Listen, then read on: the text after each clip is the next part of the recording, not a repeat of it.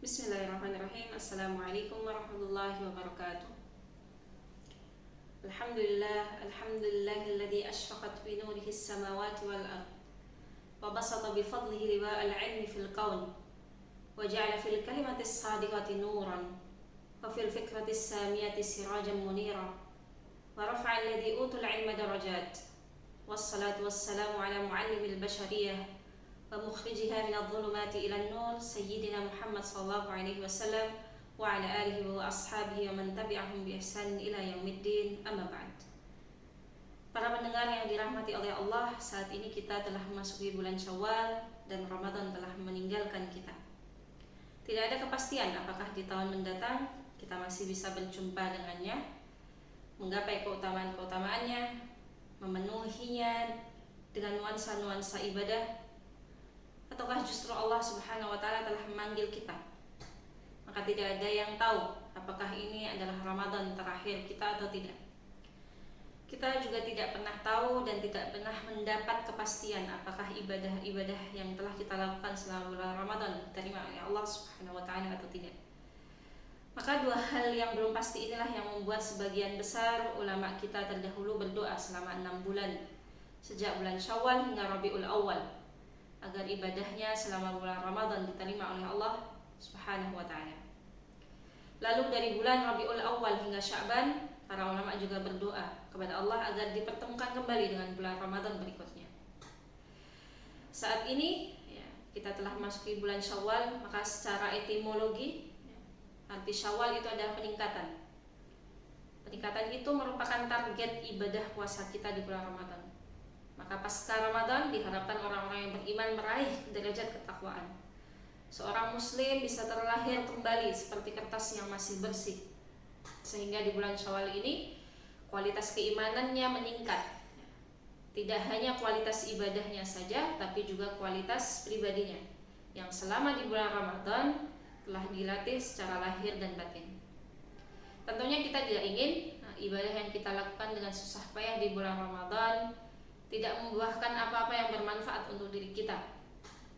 Kita semua mengharapkan adanya perubahan yang signifikan sekarang ataupun seterusnya, menjadi orang-orang yang selalu taat dan patuh kepada Allah Subhanahu wa Ta'ala dan meninggalkan semua larangannya. Bukankah kemuliaan seorang itu tergantung pada ketakwaannya, seperti yang difirmankan oleh Allah Ta'ala, A'udzubillahi minasyaitonirrajim, inna akramakum indallahi atqakum. Artinya sungguhnya orang yang paling mulia di antara kamu di sisi Allah Subhanahu wa Ta'ala adalah orang yang paling bertakwa. Quran surat Al-Hujurat ayat 13. Para pendengar, akan tetapi fenomena yang kita lihat di masyarakat justru sebaliknya. Syawal seakan-akan menjadi bulan yang ditunggu-tunggu agar terlepas dari belenggu dan bebas melakukan kegiatan apa saja seperti sedia kala. Di antara indikatornya yang sangat jelas yang bisa kita lihat adanya perayaan Idul Fitri dengan pesta atau dengan kegiatan-kegiatan yang bertentangan dengan nilai-nilai keislaman. Bahkan kita lihat dibukanya kembali tempat-tempat hiburan yang mungkin sebelumnya ditutup selama bulan Ramadan sebulan penuh. Kemaksiatan seperti itu justru langsung ramai sejak hari pertama bulan Syawal. Naudzubillahi min dzalik. Begitu juga setelah itu kita lihat masjid-masjid akan kembali sepi dari jamaah salat 5 waktu. Lantunan ayat suci Al-Quran juga tidak lagi terdengar. Yang ada justru umpatan, luapan emosi, kemarahan yang kembali membudaya di tengah masyarakat.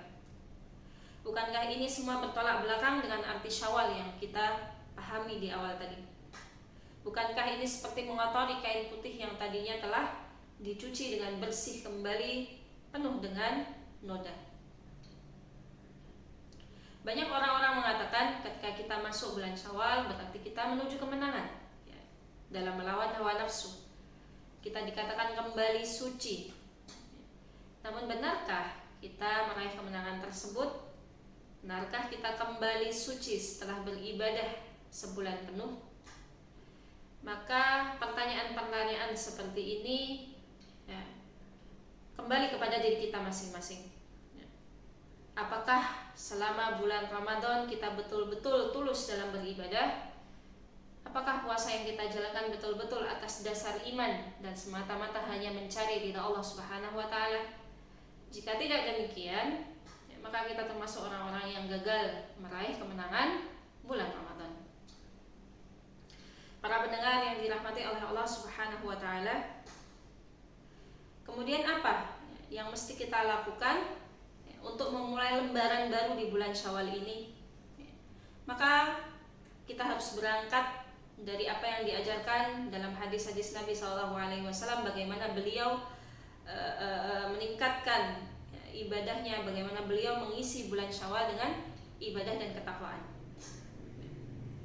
Maka kita perlu mengingat makna Syawal itu tadi, yaitu dengan meningkatkan atau beristiqomah dalam ibadah kita, menetapi agama Allah dan berjalan lurus di atas ajarannya, sebagaimana diperintahkan oleh Allah Subhanahu wa taala, a'udzubillahi minasyaitonirrajim, fastaqim kama umirta wa man taba ma'ak wa la tatghaw innahu bima ta'maluna basir. Artinya, maka tetaplah di jalan yang benar sebagaimana engkau wahai Nabi Muhammad telah diperintahkan, begitu pula orang-orang yang bertaubat bersamamu.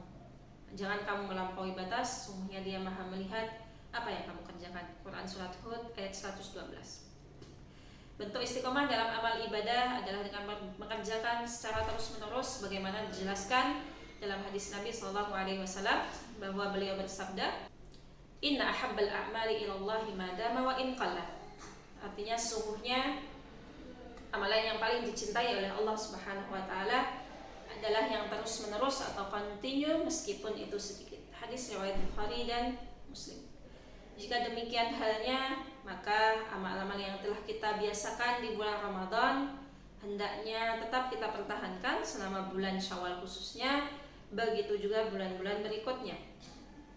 Membaca Al-Quran setiap hari, salat malam yang telah kita lakukan selama di bulan Ramadan dengan tarawih, maka kita pertahankan di bulan Syawal ini, kita lakukan dan tidak meninggalkan salat tahajud dan witirnya.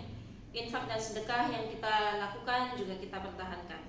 Begitu juga amalan-amalan sunnah di bulan Syawal hendaknya kita kerjakan, seperti halnya puasa 6 hari di bulan Syawal, seperti halnya disunnahkan oleh Rasulullah SAW. Saudaraku seiman, jangan biarkan Ramadan itu hanya menjadi kenangan. Jangan menjadi hamba Ramadan saja, tapi jadilah hamba Allah sepanjang tahun. Jika kita bisa rajin sholat malam di bulan Ramadan, mengapa tidak setelahnya? Jika kita bisa meninggalkan dosa di bulan Ramadan, mengapa tidak seterusnya? Jika kita bisa berbagi dan bersedekah di bulan Ramadan, mengapa harus berhenti setelahnya? Semoga Allah memberi kita kekuatan untuk tetap menjaga spirit Ramadan sepanjang tahun, yang bisa kita mulai di bulan Syawal ini, sehingga kita bisa kembali kepada Allah Subhanahu wa taala dalam keadaan husnul khatimah.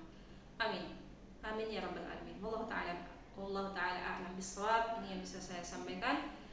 Astaghfirullah li wa lakum. Wassalamualaikum warahmatullahi wabarakatuh.